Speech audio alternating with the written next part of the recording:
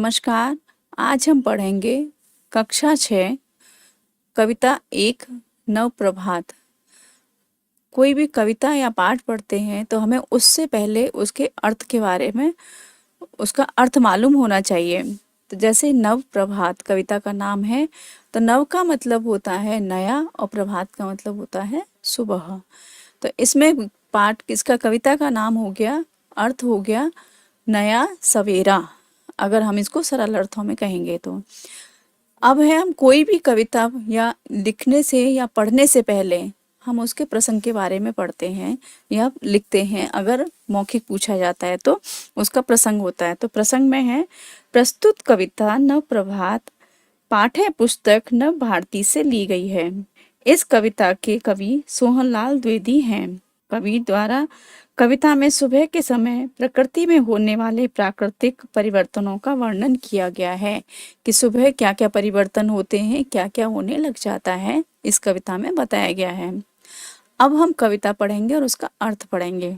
आया सुबह सवेरा राही, अगज की निद्रा है टूटी, अरुण किरण अंबर में छूटी, किया मलय ने फेरा राही, आया सुबह सवेरा राही। प्रस्तुत पंक्तियों में कवि कह रहे हैं, इसमें जैसे है अर्थ है, सुबह मतलब सौभाग्यशाली या अच्छा, सवेरा सुबह, राही राहगीर के लिए कहा गया है। तो इसमें कहा गया है कि सुबह सौभाग्य, हे राहगीर सुबह सौभाग्यशाली आई है, सवेरा सौभाग्यशाली हो गया है। अग जग की निद्रा है टूटी, कि सभी लोगों की, पूरे जग की मतलब विश्व की जो निद्रा मतलब नींद, जो नींद है वो खुल गई है, टूटी है मतलब खुल गई है।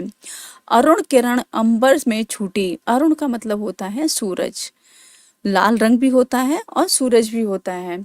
तो जो अरुण किरण, किरण है इसमें जो सूर्य की किरणें हैं, अंबर मतलब आकाश में जो सूरज की किरणें हैं वो आकाश में फैलने लग गई हैं, जैसे चित्र में दिखाया गया है उस तरह से। किया मलय ने फेरा राही, आया सुबह सवेरा राही। अब इसमें मलय, मलय का मतलब होता है जो सफेद चंदन का वृक्ष, उसके लिए कहा गया है। तो अब देखो यहाँ पे चंदन का वृक्ष का प्रयोग किस लिए हुआ है कि जैसे सूर्य की किरणें पूरे पृथ्वी पर आकाश में छूटने लग गई हैं, वैसे ही उसके साथ साथ ही जो चंदन रूपी वृक्ष है वो भी अपनी सुगंध फैला रहा है। आया सुबह सवेरा राही, कि हे राही अच्छा सौभाग्यशाली रहे सवेरा आ गया है। डाल डाल में फूटी कोपल, स्वर्णिम ताम्र नील और उज्जवल, किसने रंग बिखेरा राही, आया सुबह सवेरा राही।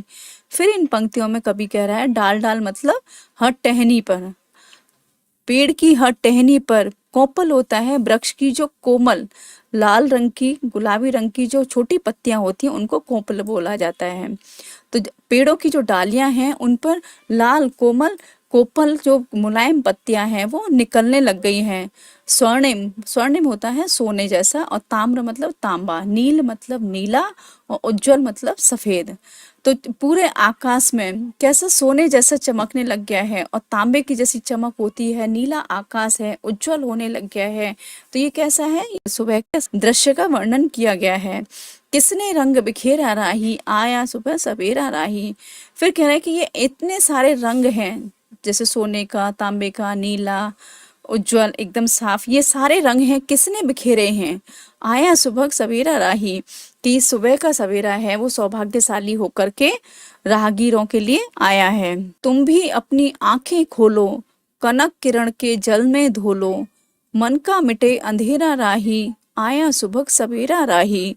फिर इन पंक्तियों में कवि कह रहा है, इनमें बच्चों को यहाँ लोगों को संबोधित करते हुए कवि कह रहा है कि तुम भी उठो, अब सुबह हो गई है, उजाला छा गया है चारों तरफ, तुम भी अपनी आंखें खोलो। इन पंक्तियों में कवि संबोधित करते हुए कह रहा है कि अब उठो, सुबह का समय हो गया है, अब तुम भी उठ जाओ और अपनी आंखों को खोलो, यानी कि जाग जाओ। कनक किरण के जल से धो लो, कनक मतलब सोना, किरण कहा गया है इसमें सोने, सूर्य की किरणों के लिए कहा गया है। तो इसमें जल के जो सोने के समान सूर्य की किरणें हैं वो उनकी तुलना किससे की गई है, जल से, यानी कि पानी से की गई है, कि तुम भी उस जल से अपने आप को, अपने मुंह को धो लो। मन का मिटे अंधेरा राही, आया सुबह सवेरा राही। कि मन में जो अंधेरा छाया हुआ है उसको मिटा दो और सुबह की जो वातावरण है उसमें अपने आप को ढाल लो, अपने को उसके हिसाब से पूरा समाहित कर दो। आया सुबह सवेरा राही। फिर कवि कह रहे हैं कि हे राही, जो सुबह है, सुबह का सवेरा है, वो कैसा है? सौभाग्यशाली होकर के आया है हमारे सामने। भर लो यह आलोक प्राण में, विहकों की रव कंठ गान में, नव प्रभात बन डालो राही, आया सुबह सवेरा राही। फिर इसमें जैसे आलोक, आलोक का मतलब होता है प्रकाश और प्राण का मतलब जीवन। तो इसमें फिर कवि कह रहे हैं कि अपने जीवन में प्रकाश भर लो। सुबह हो गई है, सूर्य निकल आया है और अपने जीवन में क्या भर लो आप? प्रकाश भर लो, अपने आप को इसके अनुसार ढाल लो। विहगों की रव कंठ गान में, विहगों मतलब होता है पक्षियों। देखो विहग होता है एक वचन, विहग पक्षी, विहगों बहुवचन। पक्षियों, पक्षियों के जो कंठ मतलब गला होता है, रव का मतलब होता है ध्वनि और गान मतलब गाना। जो पक्षियों के गले में जो गाना है उसकी ध्वनि सुनो, मतलब वो अपने गले से इतना सुंदर गाना सुना रहे हैं। पक्षियों की कलरव हो रही है, चहचहाहट हो रही है, उसको आप सुनो। नव प्रभात बन डालो राही। फिर कवि कह रहा है कि नव मतलब नया, प्रभात मतलब सवेरा। कि वो सबसे आग्रह करते हुए कवि कह रहा है कि बड़ों से छोटों से सबसे कि तुम नव प्रभात के नया सवेरा बन डालो, कि तुम नया सवेरा बन जाओ हर एक राही के लिए। वो कह रहा है आया सुबह सवेरा राही। जो सुबह का समय है वो हर एक राही के लिए, हर राहगीर के लिए सौभाग्यशाली बन करके आया है। अब इस कविता से संबंधित कुछ प्रश्न इस प्रकार हैं। प्रश्न नंबर 1, उज्जवल शब्द का क्या अर्थ है? प्रश्न नंबर 2, सवेरा कैसा आया है? प्रश्न नंबर 3, इस कविता के कवि का नाम बताइए। प्रश्न नंबर 4, कविता का मूल भाग अपने शब्दों में लिखिए। धन्यवाद। हमारे इस चैनल को लाइक, सब्सक्राइब और शेयर जरूर करें।